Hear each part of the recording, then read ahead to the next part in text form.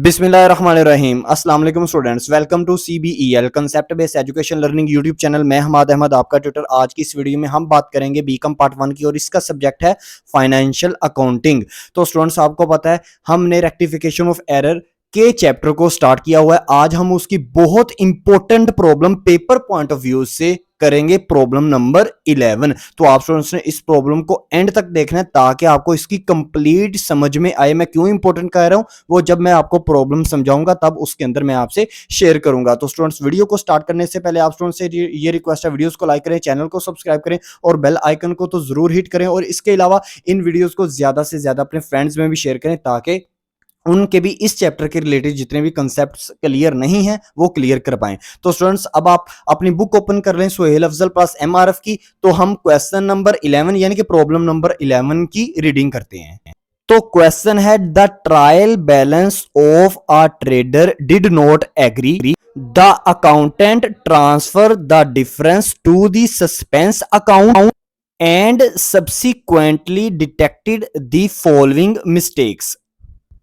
अब entry number first देखें, return of goods to the supplier Salim and को for ₹2000 has not been posted to their account. यानी इसका मतलब क्या है कि एक सप्लायर यानी कि सलीम जो सप्लायर है उसने चीजें जो है ना वो रिटर्न कर दी हैं, उसको चीजें रिटर्न कर दी गई हैं। किसकी तरफ से? कंपनी की तरफ से। तो इसका मतलब है ये क्या हुआ है? ये हुआ है परचेज रिटर्न। ये क्या हुआ है? ये हुआ है परचेज रिटर्न। तो परचेज रिटर्न की गई है किसको? सलीम को। लेकिन सलीम के अकाउंट को गलती से लिखा ही नहीं गया, सिर्फ सलीम के अकाउंट को। तो अब सोल्यूशन की तरफ चलते हैं और देखते हैं इसकी करेक्ट एंट्री, रॉन्ग एंट्री और रेक्टिफाई एंट्री कैसे होगी। अब देखिएगा इसका सॉल्यूशन, करेक्ट एंट्री क्या होगी। देखें, आपके सप्लायर को आपने क्या किया है, कुछ चीजें बिजनेस ने परचेज की हुई थी, आपने अपने सप्लायर को यानी कि वो जो आपका क्रेडिटर था ना सलीम, उसको चीजें रिटर्न कर दी। उसने कहीं कुछ चीजें 2000 की चीजें जो है ना आपको खराब दे दी थी। तो परचेज रिटर्न क्या होता है? परचेज रिटर्न एक्चुअल के अंदर ना वो भी आपकी इनकम बन जाती है, क्योंकि कंपनी जब वो चीजें वापस कर देगी जो चीजें खराब हैं अपने क्रेडिटर्स को, तो याद रखिएगा कंपनी को उसके बदले में पैसे मिल जाएंगे। तो परचेज रिटर्न कंपनी की इनकम होती है। तो ऐसी सिचुएशन में जो सलीम अकाउंट होता है उसको डेबिट कर दिया जाता है, क्योंकि सलीम अकाउंट पहले तो क्रेडिटर था, लायबिलिटी इंक्रीज हो तो उसको सलीम अकाउंट को क्रेडिट किया था, लेकिन अब लायबिलिटी डिक्रीज हो तो उसको डेबिट करते हैं। तो Salim account to purchase return account, Salim account debit होगा 2000 से, परचेज रिटर्न अकाउंट क्रेडिट होगा 2000 से। अब रॉन्ग एंट्री में क्या हुआ? उसने कहा नहीं था एंट्री के अंदर, आप अपनी बुक में ध्यान से देखें, मैं बार बार क्वेश्चन की तरफ नहीं जा सकता। तो एंट्री में बुक में उसने ये कहा था कि ना सलीम अकाउंट उस बंदे के अकाउंट में ट्रांजैक्शन ही नहीं की गई, तो सलीम की जगह कुछ भी नहीं लिखा, खाली छोड़ दिया, यानी कि डेबिट साइड है ही नहीं रॉन्ग एंट्री में, क्रेडिट साइड है। परचेज रिटर्न अकाउंट जो है उसको क्रेडिट किया 2000 से। अब हमने इसकी रेक्टिफाई एंट्री बनानी है। तो रेक्टिफाई एंट्री कैसे बनेगी? करेक्ट एंट्री से। तो करेक्ट एंट्री में डेबिट क्या हो रहा है? सलीम अकाउंट डेबिट हो रहा है 2000 से, जो कि रॉन्ग एंट्री में तो डेबिट ही नहीं हुआ।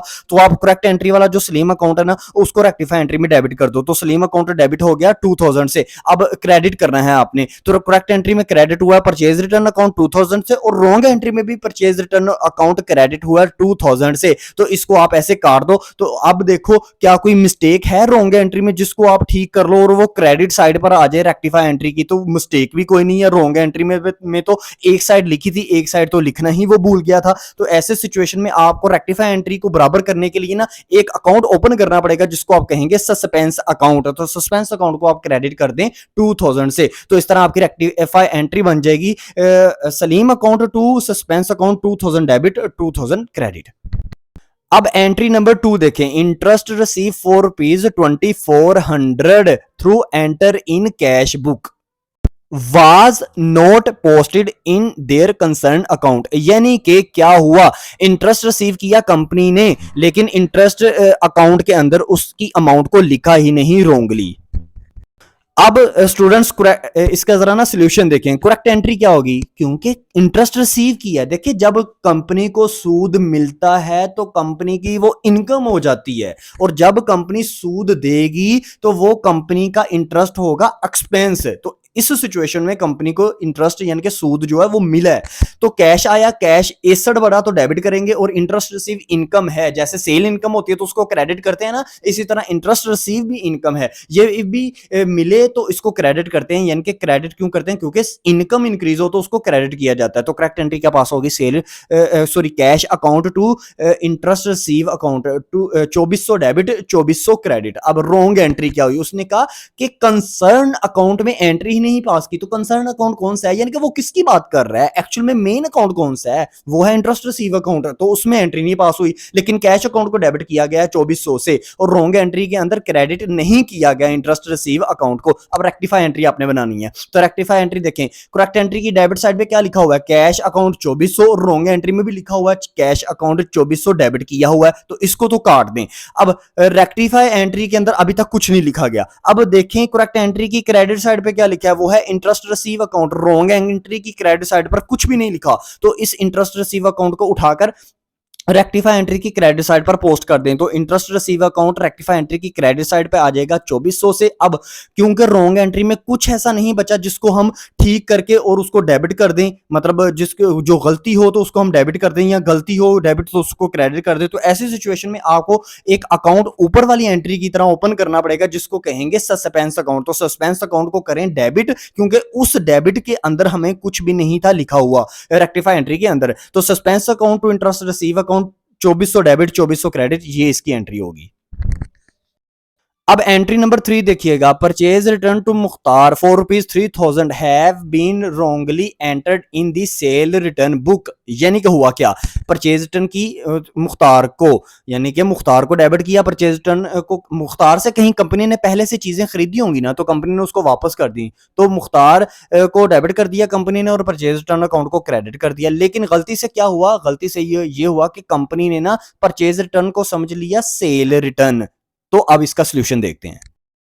अच्छा, तो स्टूडेंट्स अब इसका ना सॉल्यूशन देखें। सॉल्यूशन में करेक्ट एंट्री क्या होगी? मुख्तार क्योंकि कंपनी का क्रेडिटर था, क्रेडिटर से हमेशा परचेज रिटर्न होती है, यानी कि क्रेडिटर इस मुख्तार से कंपनी ने चीजें परचेज की थी, मुख्तार ने कुछ अमाउंट की चीजें जो कि 3000 अमाउंट की चीजें थी वो खराब बेच दी, तो कंपनी अब इनको वापस कर देगी और मुख्तार इनको पैसे वापस कर देगा कंपनी को। तो ऐसी सिचुएशन में मुख्तार की लायबिलिटी कम होगी, तो मुख्तार को करेंगे डेबिट। मुख्तार हो गया डेबिट कितने से? 3000 से करेक्ट एंट्री में। और क्योंकि परचेज रिटर्न यानी कि इनकम बढ़ी, तो परचेज रिटर्न को करेंगे क्रेडिट। इनकम इंक्रीज हो तो उसको क्रेडिट किया जाता है, तो 3000 से परचेज रिटर्न अकाउंट को कर दिया क्रेडिट। अब हमारे अकाउंटेंट ने गलती क्या की? रॉन्ग एंट्री उसने पास कर दी। वो परचेज रिटर्न को समझ बैठा सेल रिटर्न, हालांकि सेल रिटर्न जब करता है ना कंपनी को उसका डेटर, तो वो तो एक्सपेंस कहलाता है कंपनी का, क्योंकि कंपनी ने चीजें बेची होती हैं और कंपनी को वापस चीजें मिल जाए तो कंपनी को उस सिचुएशन में नुकसान होता है। तो सेल रिटर्न अकाउंट को किया हमारे अकाउंटेंट ने डेबिट कितने से? 3000 से, और 2 लिख दिया उसने मुख्तार अकाउंट क्रेडिट 3000 से। यानी कि हमारा अकाउंटेंट मुख्तार को समझ बैठा है डेटर, लेकिन मुख्तार था क्रेडिटर। जैसे आप स्टूडेंट्स नहीं ना समझ पा रहे एंट्री को पढ़ के कि ये हमारा डेटर है या क्रेडिटर है, तो इसी तरह आपका अकाउंटेंट भी नहीं समझ पाया कि ये डेटर है या क्रेडिटर था। ठीक है, अब इसकी रेक्टिफाई एंट्री पास करते हैं। तो रेक्टिफाई एंट्री कैसे पास होगी? करेक्ट एंट्री में देखिए परचेज रिटर्न अकाउंट डेबिट है, लेकिन डेबिट किसको किया? सेल रिटर्न अकाउंट को डेबिट किया। अब अब देखिए परचेज रिटर्न अकाउंट को आप क्या करेंगे? सॉरी बात सुनिएगा, रेक्टिफाई एंट्री आप कैसे पास करेंगे? मुख्तार अकाउंट आपका जो है ना वो है डेबिट, तो डेबिट रॉन्ग एंट्री में किसको किया? सेल रिटर्न अकाउंट को डेबिट कर दिया। तो अब मुख्तार को करें, आप क्या करें? मुख्तार को रेक्टिफाई एंट्री में करें डेबिट। अब आपने इसकी अमाउंट नहीं लिखनी अभी, क्यों? क्योंकि ये मुख्तार ना रॉन्ग एंट्री में क्रेडिट है। अगर रॉन्ग एंट्री में ये डेबिट होता तो फिर तो कट जाता। अब ये रॉन्ग एंट्री में मुख्तार क्रेडिट है 3000 से। अब ये जो मुख्तार रॉन्ग एंट्री में क्रेडिट है ना, इसको भी आप इसकी रॉन्ग एंट्री की मिस्टेक को ठीक करें, इसको डेबिट करें। तो मुख्तार जब रेक्टिफाई एंट्री में डेबिट होगा तो दोबारा नहीं आपने लिखना, मुख्तार का नेम पहले से लिखा हुआ है, तो 3000 में 3000 ऐड कर दें, यानी कि 3000 जो मुख्तार वाला है ना करेक्ट एंट्री वाला डेबिट साइड पे उसको, और रॉन्ग एंट्री वाले डेबिट क्रेडिट साइड पे जो मुख्तार है ना उसको आपस में प्लस कर दो, तो 6000 से तो मुख्तार जो है ना वो डेबिट हो जाएगा। अब करेक्ट एंट्री में देखो क्रेडिट किसको करना था? परचेज रिटर्न को, लेकिन क्रेडिट किया किसको? मुख्तार को कर दिया क्रेडिट। तो अब परचेज रिटर्न अकाउंट को तो करो क्रेडिट रेक्टिफाई एंट्री में, क्योंकि करेक्ट एंट्री के अंदर जो चीज जहां पर है वो रेक्टिफाई एंट्री में भी वहां पर ही रहेगी। तो परचेज रिटर्न अकाउंट को किया क्रेडिट 3000 से, अब रॉन्ग एंट्री में देखो क्या कोई मिस्टेक अभी भी रहती है? हाँ जी, मिस्टेक रहती है। बस सेल रिटर्न अकाउंट जो डेबिट है ना, उसकी गलती ठीक करो। तो डेबिट है तो उसकी गलती को ठीक करने के लिए इसको क्रेडिट कर दो। तो सेल रिटर्न अकाउंट को भी रेक्टिफाई एंट्री के अंदर क्रेडिट कर दिया 3000 से। तो इस तरह आपकी रेक्टिफाई एंट्री क्या बन गई? मुख्तार अकाउंट 6000 से debit, to purchase return account 3000 से credit, to sale return account 3000 से क्रेडिट। 3 एंट्री। अब एंट्री नंबर 4 देखें। An amount of rupees 3840 rupees which was debited to Naeem account wrongly debited to RS 3480 rupees. यानी कि हुआ क्या? हुआ यह कि नईम को ना, नईम को कुछ चीजें फॉर एग्जांपल सेल आउट की होंगी ना, तो नईम के अकाउंट में लिखने थे पैसे 3840 रुपीज, लेकिन लिख दिए हैं 3480 रुपीज। तो कम अमाउंट लिख दिया, ये याद रखिएगा मेरी बात। सोल्यूशन देखते हैं। अब स्टूडेंट्स इसका सोल्यूशन देखें। करेक्ट एंट्री क्या पास होगी? क्योंकि नईम को चीजें बेची गई हैं, नईम को चीजें बेची गई हैं, याद रखिएगा ये बात। इसलिए नईम के अकाउंट को डेबिट किया। उसने एंट्री में ये नहीं आपको बताया कि नईम को चीजें बेची गई हैं, परचेज का लफ्ज तो उसने कहा ही नहीं, लेकिन उसने कहा नईम का अकाउंट डेबिट किया। तो डेबिट अकाउंट कब होता है? जब चीजें किसी को बेची जाएं, ठीक है ना, तो तब क्या होता है? तब उसका अकाउंट जो है ना वो डेबिट होता है। तो अब नईम अकाउंट को डेबिट कर दिया, कैश अकाउंट को क्या किया? कैश अकाउंट को कर दिया क्रेडिट। तो नईम अकाउंट डेबिट हो गया कितने से? 3840 रुपीज से, और कैश अकाउंट क्रेडिट हो गया 3840 रुपीज से, ठीक है ना, 3840 से। अब रोंग एंट्री क्या पास हुई? रोंगली ये हुआ कि डेबिट किया नईम अकाउंट को, लेकिन उसने कहा था डेबिट तो आपने किया, लेकिन नईम की ना अमाउंट 3840 लिखने की बजाय ना आपने लिख दिया 3480 रुपीज, यानी कि 3480 आपने ये अमाउंट लिख दी। टू कैश अकाउंट आपने वही लिखा 3840। अब रेक्टिफाई एंट्री पास करते हैं। तो नईम अकाउंट डेबिट है करेक्ट एंट्री में, रोंग एंट्री में भी डेबिट है, लेकिन सिर्फ अमाउंट में मिस्टेक है दोनों तरफ। तो अमाउंट कम लिखी गई है रोंगली की ज्यादा लिखी गई है? कम लिखी गई है तो हम नईम अकाउंट को डेबिट ही करेंगे रेक्टिफाई एंट्री में। ज्यादा लिखी गई है तो हम नईम अकाउंट को क्रेडिट कर देंगे रेक्टिफाई एंट्री में, और अमाउंट्स का डिफरेंस ले लेंगे। तो अब कम लिखी गई है तो नईम अकाउंट को रेक्टिफाई एंट्री में करें डेबिट, और अमाउंट लिख दें कितनी? 360 रुपीज। कैसे? इन दोनों अमाउंट्स का डिफरेंस लें, 3840 का और 34 और 80 का, यानी कि 3480 रुपीज का। इनका आप डिफरेंस लेंगे तो आपके पास 360 रुपीज आएगा। अब क्रेडिट साइड पे देखें। क्रेडिट साइड करेक्ट एंट्री में है कैश अकाउंट 3840, और रॉन्ग एंट्री में भी है कैश अकाउंट 3840 से क्रेडिट। ये तो कट जाएगा। अब क्योंकि ये कट गया और रॉन्ग एंट्री में अब कुछ भी नहीं बचा, तो ऐसी सिचुएशन में हमें अकाउंट ओपन करना पड़ेगा रेक्टिफाई एंट्री को बराबर करने के लिए सस्पेंस अकाउंट। तो सस्पेंस अकाउंट क्रेडिट साइड पे आएगा, क्योंकि यही साइड ऐसी है जिसके लिए हमने वर्किंग करनी थी, रॉन्ग एंट्री से हमें चीज उठानी थी। तो सस्पेंस अकाउंट को आप कर दें क्रेडिट, कितने से? 360 रुपीज से। तो आपकी रेक्टिफाई एंट्री बन जाएगी Naeem account to suspense account 360 rupees debit, 360 rupees credit. अब फिफ्थ एंट्री देखें। Furniture purchase for rupees 7,000 was posted on the debit side of building account. यानी कि फर्नीचर परचेज किया आपने 7000 का, लेकिन गलती से डेबिट आपने कर दिया बिल्डिंग अकाउंट को। तो जब फर्नीचर परचेज किया जाता है ना, तो करेक्ट एंट्री होती है furniture account to cash account, लेकिन आपने कर दिया building account to cash account आपके अकाउंटेंट ने। सोल्यूशन देखते हैं।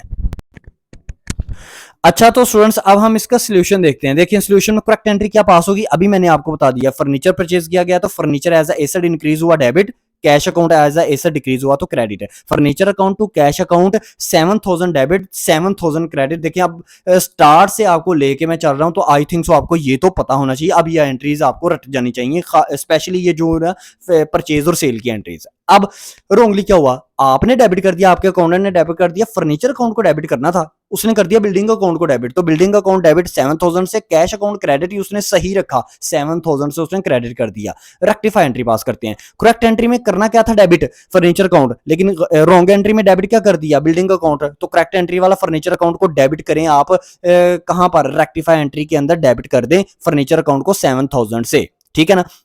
अब करेक्ट एंट्री में देखें क्रेडिट क्या है चीज, कैश अकाउंट 7000 से क्रेडिट, और रॉन्ग एंट्री में भी कैश अकाउंट 7000 से क्रेडिट है, तो ये तो दोनों आपस में कट जाएंगे। अब रेक्टिफाई एंट्री की क्रेडिट साइड पे क्या आएगा, रॉन्ग एंट्री में देखते हैं कोई मिस्टेक तो नहीं हुई, तो हुई है मिस्टेक, बिल्डिंग अकाउंट को आपने डेबिट कर दिया, तो इस मिस्टेक को ठीक भी करना है, ठीक करने के लिए ये डेबिट है तो क्रेडिट कर दें, तो रेक्टिफाई एंट्री में आप बिल्डिंग अकाउंट को क्रेडिट कर देंगे 7000 से, तो आपकी एंट्री बन जाएगी rectify entry furniture account to building account 7000 debit 7000 credit. अब अपनी लास्ट एंट्री देखें, wages paid for ₹8000 was posted to wages account twice, यानी कि वेजेस आपने पेड की हैं कितने की, 8000 की, तो वेजेस पेड की हैं, खर्चा है, तो wages account to cash account ये एंट्री होनी चाहिए, लेकिन रॉन्गली क्या किया, वेजेस को 8000 के बजाय डबल लिख दिया है, तो डबल कितना होता है, 8000 में 8000 जमा करें 16000 आ जाता है। तो सोल्यूशन देखते हैं। अच्छा तो स्टूडेंट्स आप सोल्यूशन देखें, करेक्ट एंट्री क्या पास होगी, वेजेस पेड की गई है ना, तो वेजेस एक्सपेंस होता है, एक्सपेंस इंक्रीज हो तो डेबिट करते हैं, तो वेजेस अकाउंट डेबिट हुआ 8000 से, और बदले में जाता क्या है, कैश, तो कैश एसड होता है, एसड डिक्रीज हो तो उसको करते हैं क्रेडिट, तो करेक्ट एंट्री होगी wages account to cash account 8000 debit 8000 credit. Wrongly क्या हुआ, उसने कहा कि वेजेस अकाउंट को आपने ना डबल लिख दिया, ट्वाइस का मतलब होता है डबल लिख दिया, तो वेजेस अकाउंट लिख दें आप जरा 16000 से, क्योंकि डबल का मतलब आप समझ जाए ना, 8 में 8 प्लस कर दें, 8000 में 8000 प्लस कर दे तो 16000 आता है। टू कैश अकाउंट वो ठीक ही लिखा 8000 से। अब रेक्टिफाई एंट्री पास करते हैं, रेक्टिफाई एंट्री में देखिए करेक्ट एंट्री में जो है वेजेस अकाउंट कितने से डेबिट है, 8000 से, रॉन्ग एंट्री में कितने से वेजेस अकाउंट डेबिट है, 16000 से, तो ज्यादा लिखा गया तो या कम लिखा गया, कम लिखा गया तो वेजेस अकाउंट रेक्टिफाई एंट्री में डेबिट ही होगा, लेकिन अगर रॉन्गली वेजेस अकाउंट ज्यादा लिखा गया तो याद रखिएगा फिर आप इसको क्रेडिट करेंगे, क्योंकि ग्लास के अंदर पानी ज्यादा आ चुका है, पानी गिराना पड़ेगा, ठीक है। अब वेजेस अकाउंट को करें क्रेडिट, कितने से फर्क ले लें, 16000 से 8000 माइनस कर दें, सो 8000 आप करेंगे क्रेडिट वेजेस अकाउंट। अब रेक्टिफाई एंट्री की डेबिट साइड आपने लिखनी है ना, तो करेक्ट एंट्री में देखें क्रेडिट साइड क्या है, cash account cash account credit है 8000 से, और रॉन्ग एंट्री में भी कैश अकाउंट क्रेडिट है 8000 से, तो ये तो कट जाएगा, कट गया तो रॉन्ग एंट्री में भी कोई चीज नहीं बची, तो ऐसी सिचुएशन में आपको रेक्टिफाई एंट्री के अंदर ना क्या करना पड़ेगा, सस्पेंस अकाउंट ओपन करना पड़ेगा, यानी कि सस्पेंस अकाउंट को आपको डेबिट करना पड़ेगा, क्योंकि रॉन्ग एंट्री में वो जो वेजेस अकाउंट 16000 से डेबिट था ना, वो तो आपने ठीक कर लिया है। अब रेक्टिफाई एंट्री आपकी बन गई suspense account to wages account 8000 debit 8000 credit है। तो ये स्टूडेंट्स आपका क्या था, यहां पर आपका ये तो अभी रेक्टिफाई एंट्रीज आपकी पास होगी, लेकिन आपकी बुक वाला क्या कहता है, आपकी बुक वाला आगे एक और आपको रिक्वायरमेंट्स में कुछ चीजें वो कहने को कह रहा है। अब वो देखते हैं कि वो दूसरी चीज हमें रिक्वायरमेंट में क्या पूछ रहा था। अब ये देखिए इस क्वेश्चन की सबसे एंड पे रिक्वायरमेंट देखें, उसने कहा give rectify entry and prepare suspense account. आपने रेक्टिफाई एंट्री सारी कर ली है, अब आपने सस्पेंस अकाउंट बनाना है, तो सर ये सस्पेंस अकाउंट कैसे बनता है, ये suspense account just like ledger की तरह बनता है। सोल्यूशन पर चलते हैं तो मैं आपको फॉर्मेट और इसको कंप्लीट बना के दिखाता हूं। अब स्टूडेंट्स देखें, जब आपको वो रेक्टिफाई एंट्रीज के बाद आपको सस्पेंस अकाउंट भी पूछे तो सस्पेंस अकाउंट इस तरह बनता है, इस पिक्चर के एंड पे देखें, दरमियान में लिखेंगे आप सस्पेंस अकाउंट। अब पहला कॉलम आपका होगा डेट का, दूसरा रेफरेंस का, फिर अमाउंट, ये अमाउंट डेबिट साइड वाली है, ठीक है, फिर डेट, फिर रेफरेंस, फिर अमाउंट, और ये अमाउंट आपकी क्रेडिट साइड वाली है। यानी कि जो बिल्कुल आपको स्क्रीन की लेफ्ट साइड पर नजर आ रही है ना अमाउंट, वो अमाउंट का कॉलम वो आपका डेबिट साइड है, उससे पीछे पीछे सारी डेबिट साइड है, और जो आपको स्क्रीन के ऊपर राइट साइड पर अमाउंट नजर आ रही है, इसके पीछे जो रेफरेंस और डेट लिखा हुआ है, यहां तक ये क्रेडिट साइड है आपकी। अच्छा तो स्टूडेंट्स अब देखें आपकी किस किस एंट्री के अंदर ना सस्पेंस अकाउंट आया, तो पहले आपने डेबिट साइड पर कैसे लिखनी है चीजें वो आपको बताने लगा हूं। डेबिट साइड पर आप सस्पेंस अकाउंट कैसे बनाएंगे, डेबिट साइड ये जो पहला आपको कॉलम डेट के बाद रेफरेंस नजर आ रहा है ना, ये आप कैसे बनाएंगे, यहां पर आप ना वो अकाउंट लिखेंगे जो अकाउंट आपको ऊपर वाले 6 एंट्रीज के अंदर सस्पेंस अकाउंट जहां जहां पर आपको डेबिट हुआ रेक्टिफाई एंट्री के अंदर नजर आ रहा है। तो सेकंड नंबर एंट्री देखें इंटरेस्ट रिसीव वाली, वहां पर रेक्टिफाई एंट्री के अंदर आपको सस्पेंस अकाउंट डेबिट दिख रहा है, तो आपका ये जो डेबिट दिख रहा है ना आपको सस्पेंस अकाउंट 2400, इसको आपको लिखना पड़ेगा यहां पर, ये दूसरे कॉलम के अंदर रेफरेंस वाले कॉलम के अंदर आपको यहां पर लिखना पड़ेगा। तो डेट में आप कोई भी नंबर 1 दे दें और रेफरेंस के अंदर लिख दें इंटरेस्ट रिसीव, यानी कि है ये सस्पेंस अकाउंट डेबिट साइड वाला, लेकिन उसके उसके मुतबादल ये सस्पेंस अकाउंट आया किसकी वजह से, इंटरेस्ट रिसीव की वजह से आया ना। इसका दूसरा मुतबादल अकाउंट सब्स्टिट्यूट अकाउंट कौन सा, इसके सामने क्रेडिट क्या हुआ था रेक्टिफाई एंट्री के अंदर, वो था इंटरेस्ट रिसीव। तो इंटरेस्ट रिसीव आप लिखेंगे नेम, सस्पेंस अकाउंट का नेम नहीं लिखेंगे। तो इंटरेस्ट रिसीव अकाउंट को अकाउंट का नेम लिखा और इसके सामने अमाउंट लिख दी 2400। ये हमने यहां पर क्यों लिखा इंटरेस्ट रिसीव, दोबारा से सुन लीजिएगा, क्योंकि सस्पेंस अकाउंट सेकंड एंट्री में रेक्टिफाई एंट्री के अंदर डेबिट हुआ था। अब हम और देखते हैं कि कौन सी एंट्री है जिसमें हमारा सस्पेंस अकाउंट डेबिट हुआ है। वो है सबसे एंड वाली एंट्री, वेजेस वाली। देखें उसमें wages, suspense account to wages account 8000 debit 8000 credit है। तो अब डेट के अंदर डाल दें सेकंड नंबर एंट्री, या आप एंट्री का वहां से भी नंबर डाल सकते हैं, एंट्री नंबर 6 भी डाल सकते हैं, इसमें ऐसा कोई इशू नहीं है। तो आप यहां पर लिख दे वेजेस अकाउंट, नेम आपने वेजेस अकाउंट यूज करना है, सस्पेंस अकाउंट की सिर्फ अमाउंट उठानी है, और वेजेस अकाउंट के सामने लिख दें 8000। अब क्या करेंगे, इन दोनों को अब ऐड कर दें। इसके अलावा हमारी कोई भी ऊपर वाली 6 एंट्रीज के अंदर कोई भी ऐसी एंट्री नहीं है जहां पर सस्पेंस अकाउंट डेबिट हो रहा हो। तो अब इन दोनों को जमा करें, 2400 और 8000 को जमा करेंगे तो ये 10400 आपके पास ये वाली साइड का टोटल आ गया। अब हम दूसरी साइड की तरफ चलते हैं। अब क्रेडिट साइड पे देखें, क्रेडिट साइड पे आपको 2-3 कॉलम नजर आ रहे हैं, डेट, फिर रेफरेंस और फिर यहां पर अमाउंट।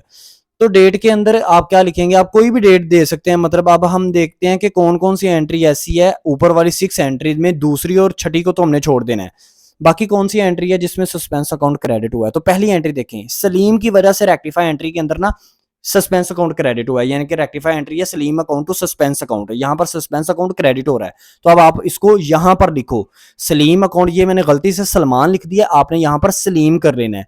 ये जो दूसरा रेफरेंस का डब्बा आपको नजर आ रहा है ना, इसमें सलीम अकाउंट कर लें। ये सलीम अकाउंट से ऊपर जो लिखा हुआ है ना द डिफरेंस, इसको मैं समझाता हूं, लेकिन अब सलमान को मैंने सलमान लिख दिया, सलीम लिख लें इसको कितने से, 2000 से। अब फिर और किस एंट्री के अंदर ऊपर वाली 6 एंट्रीज में सस्पेंस अकाउंट क्रेडिट हुआ है। तो एंट्री नंबर 4 देखें, जहां पर आपको नजर आ रहा है रेक्टिफाई एंट्री के अंदर Naeem account to suspense account कितने से, 360 रुपीज से डेबिट, 360 रुपीज से क्रेडिट। अब इसको भी क्या करें, अब इसको भी यहां पर लिख दें क्रेडिट साइड पर रेफरेंस के अंदर नईम अकाउंट। तो अब यहां पर नईम नहीं लिखा गया, ये मिस प्रिंटेड है आई थिंक सो। तो आपने यहां पर कुछ रिटर्न का नेम लिख दिया उसने, तो आप यहां पर नईम इसको कर लीजिएगा काइंडली, ये रिटर्न के लफ्ज को नईम कर लीजिएगा, और इसके सामने अमाउंट आ जाएगी किसकी, आपको पता है अमाउंट आती है हमेशा सस्पेंस अकाउंट वाली, तो वो 300 क्या है, 60 रुपीज है।